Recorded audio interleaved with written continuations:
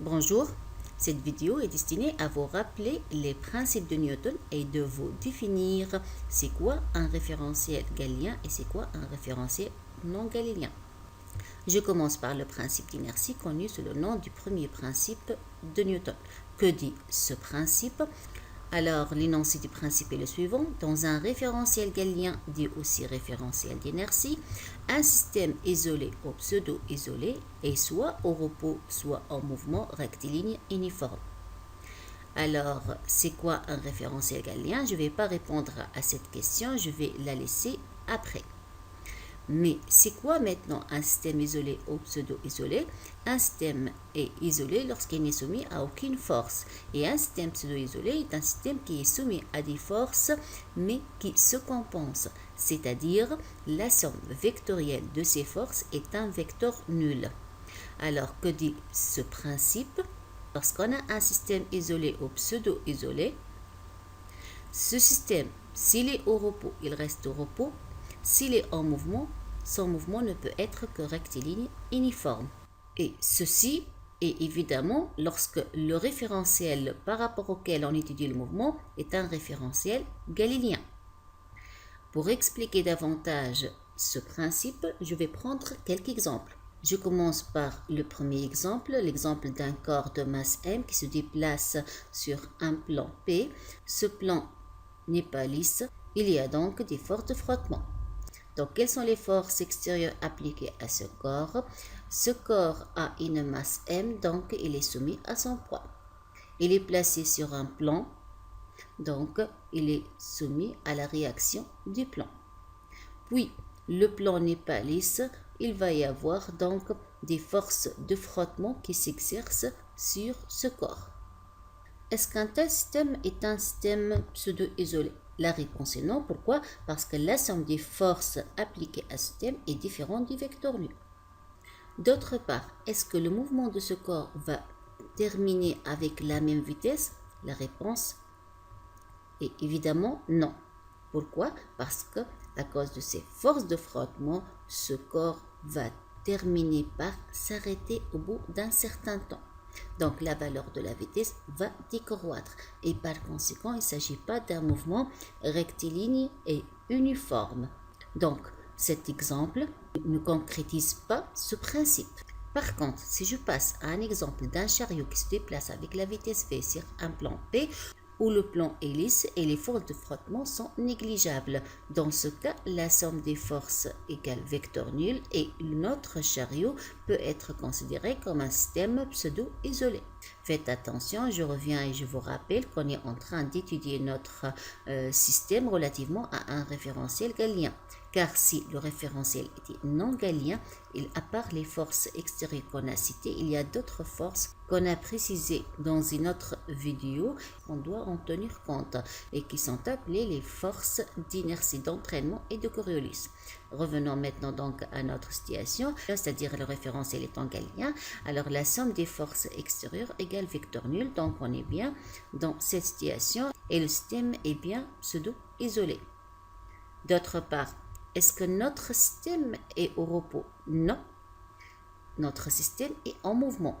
Alors, d'après le principe d'inertie, ce mouvement ne peut être que rectiligne uniforme. Je passe maintenant à un autre cas, l'exemple d'un corps de masse m qui est fixé à l'extrémité inférieure d'un ressort. Les forces extérieures appliquées à notre système sont le poids ou bien force exercée par la Terre sur notre corps et la tension du ressort. Et la somme des forces appliquées à ce système égale vecteur nul. Notre système est bien pseudo-isolé. Maintenant, est-ce que notre système est en mouvement? Non. Est-ce que notre système est au repos? Oui. Donc, d'après le principe d'inertie, ce système qui est au repos reste toujours au repos. Un quatrième exemple, dans la somme des forces est différente du vecteur nul. Je lâche sans vitesse initiale ce corps de masse m. Initialement, notre système était au repos.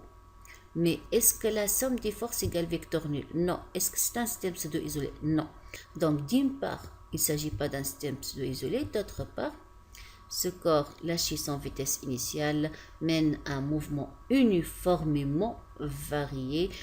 Donc sa vitesse initiale égale à 0, mais sa vitesse au niveau du sol est différente de 0. Maintenant, c'est quoi un référentiel galiléen? Un référentiel dans lequel le principe d'inertie est applicable est dit référentiel galiléen ou dit aussi référentiel d'inertie.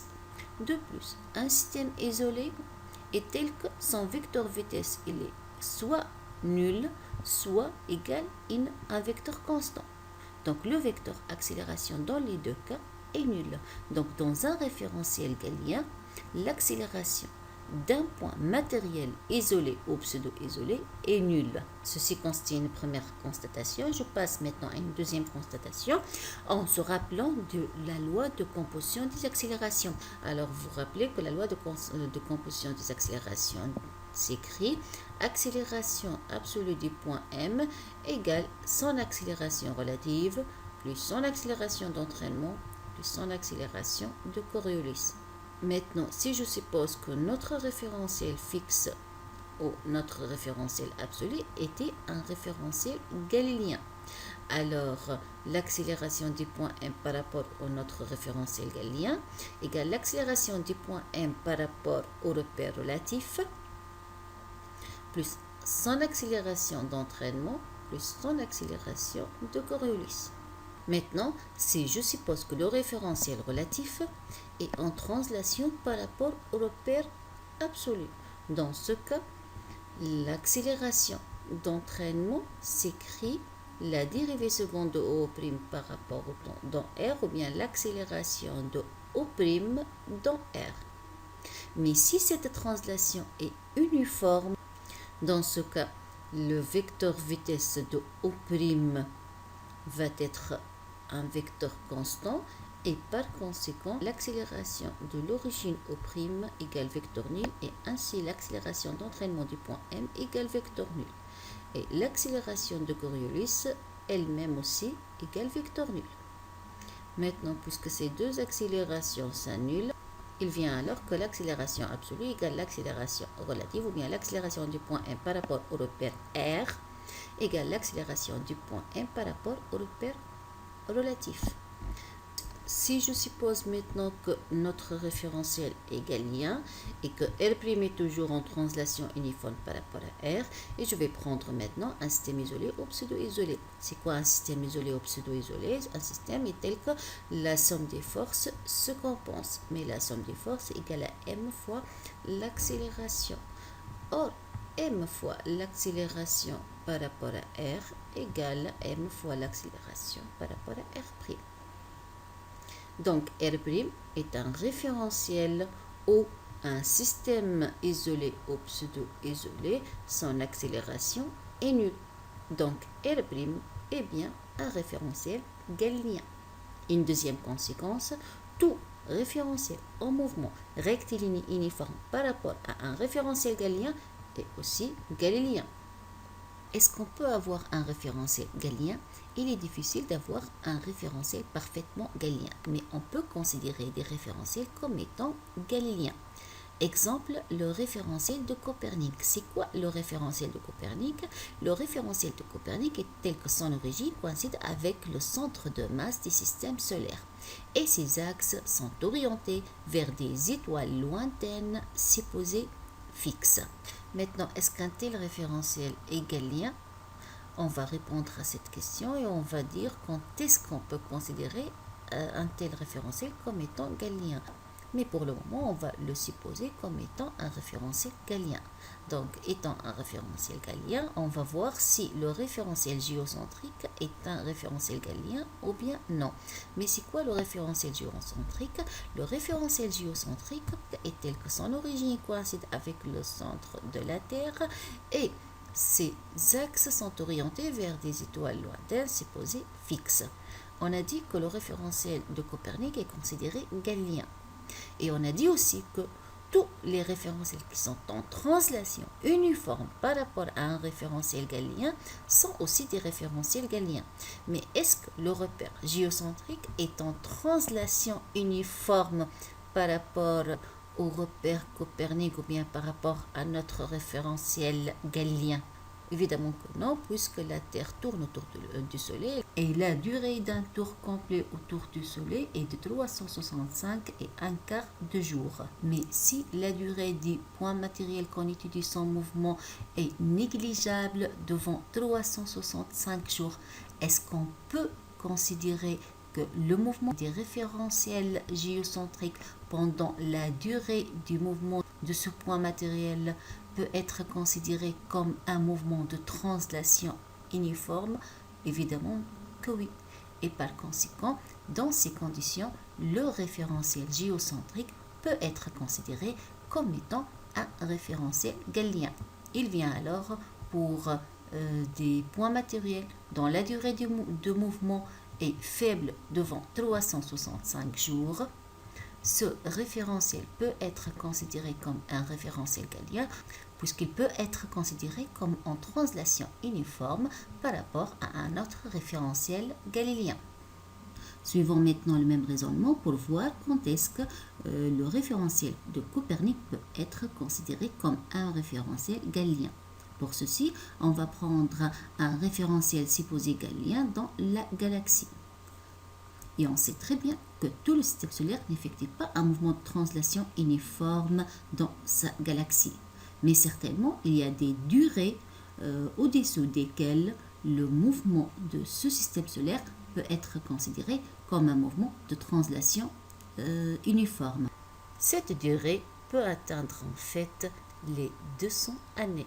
Donc, à notre échelle, on peut avec toute rigueur supposer le référentiel de Copernic comme étant un référentiel galiléen. Je passe maintenant au référentiel terrestre dans l'objectif de voir est-ce qu'on peut le considérer comme étant un référentiel galiléen.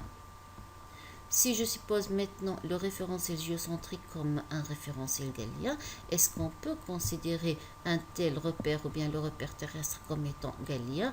Normalement, la réponse est non, puisque la Terre tourne autour d'elle-même. Donc, le référentiel terrestre est en état de rotation, non de translation, et en mouvement de rotation par rapport au repère géocentrique. Mais la Terre laisse pour qu'elle tourne autour d'elle-même 24 heures. Maintenant, pour des points matériels tels que les durées de mouvement sont faibles devant 24 heures, on peut supposer qu'un tel référentiel est galiléen. Tel que par exemple, si on est au labo et on étudie le mouvement des oscillations d'un pendule simple. Donc la durée de ces oscillations vont être très faibles, voire même négligeables, devant 24 heures. Et ainsi, le référentiel lié au labo, notre référentiel terrestre, peut être considéré avec toute rigueur comme étant un référentiel galiléen. Je passe maintenant au principe fondamental de la dynamique, qui est connu sous le nom du deuxième principe de Newton. Alors, que dit ce principe? Alors, dans un référentiel galiléen, la somme vectorielle des forces extérieures qui s'appliquent à un point matériel, elle est égale au produit du vecteur accélération de ce point matériel fois la masse de ce point matériel. Je passe maintenant à la troisième loi de Newton, qui est connue sous le nom de principe de l'action et de la réaction. Que dit ce principe?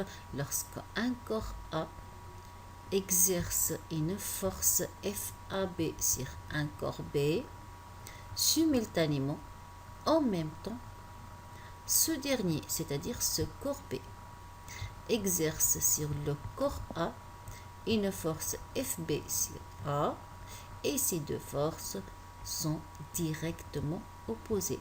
FA sur B plus FB sur A égale à 0, ou bien égale vecteur nul. Je vais expliquer cet énoncé autrement. Alors, je vais prendre l'exemple du corps de masse M fixé à l'extrémité inférieure d'un ressort. Maintenant, on a dit que le ressort exerce sur le corps une force pour le soulever. Une telle force, on l'a déjà noté T, c'est la force exercée par le ressort sur le corps de masse M. Ce principe dit la chose suivante: en même temps, ce corps exerce sur le ressort déjà le ressort a été allongé, a été déformé, exerce sur le ressort une force qui est directement opposée à celle-là. Donc, on a la force exercée par le corps sur le ressort et on a la force exercée par le ressort sur le corps. La force exercée par le ressort, il est noté toujours, il est appelé tension, il est noté généralement T. Ces deux forces doivent être directement opposées. Donc, FC sur R plus FR sur E égale vecteur nul. Remarque, pourquoi dans le principe d'inertie, on n'a pas précisé cette force? La réponse, parce que cette force est exercée par le corps sur le ressort. Et lorsqu'on étudie un mouvement, lorsqu'on cherche le principe fondamental de la dynamique, on cherche les forces extérieures, c'est-à-dire les forces exercées par les autres corps sur notre corps. Donc, cette force, c'est une force intérieure, n'est pas une force extérieure comme celle-là. Si maintenant, je choisis une autre force, le poids. Le poids, c'est la force exercée par la Terre sur le corps. D'après le principe de l'action, de la réaction, alors en même temps, simultanément, ce corps exerce sur la Terre une force qui est directement opposée à cette force. Mais pourquoi la Terre n'est pas attirée vers nous? Oui, il y a des forces d'attraction, mais ces forces sont tellement négligeables devant d'autres forces qu'ils n'ont aucun effet concret ou bien visible. Par contre, cette force est importante relativement à cette masse. Du coup, donc, si on coupe ici ou bien on détache ce point d'accrochage, le corps tombe immédiatement. Alors, je m'arrête à ce niveau et à la prochaine. Merci.